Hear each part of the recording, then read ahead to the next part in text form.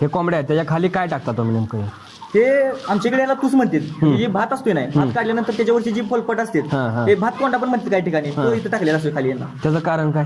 त्याचं कारण म्हणजे पक्ष्यांना पायाला काय त्रास होऊ नये आणि त्यांनी जी विष्ठा केलेली असते ती विष्ठा त्याच्यामध्ये मिक्स होऊन त्यांना काही त्रास होऊ नये याच्यासाठी. मग आता ह्याचं कोंबडी खाद्य वगैरे तयार करताय का हा तुम्ही? हे जर खाद्य तयार होत्या ते नंतर रानात लोक वापरतात. मग ती काय किलोनं म्हणजे विक्रीला काय रेट नाही, ते आहे? ट्रॉलीवर जाते म्हणजे 4,000 रुपये ट्रॉली 5,500 रुपये ट्रॉलीने जाते. मग एका वर्षात किती निघतं ते खाद्य? एका बॅचला एक ट्रॉली निघते. बरोबर, ते पण एक एक्स्ट्रा बेनिफिट मिळते. हा तर आम्हाला नर आणि मादीची ओळख कशी करायची त्याच्याविषयी थोडी माहिती सांगा. आता हा आहे 3 महिन्याचा पक्षी आहे. 3 महिन्यामध्ये नराचा जर तुम्ही तुरा बघितला तर हो मोठ्या प्रमाणात वाढलेला असतो तुरा म्हणा किंवा खाली म्हणा. तसं ते मादीचं नाही थोड्या कमी प्रमाणात वाढलेला असते याच्यावरून सुद्धा ओळख होऊ शकते किंवा याची पकव म्हणा याचे शेपट म्हणा याच्यावरून सुद्धा ओळख होऊ शकते. मादीला जरा थोड्या प्रमाणात कमी असते याची जास्त असते.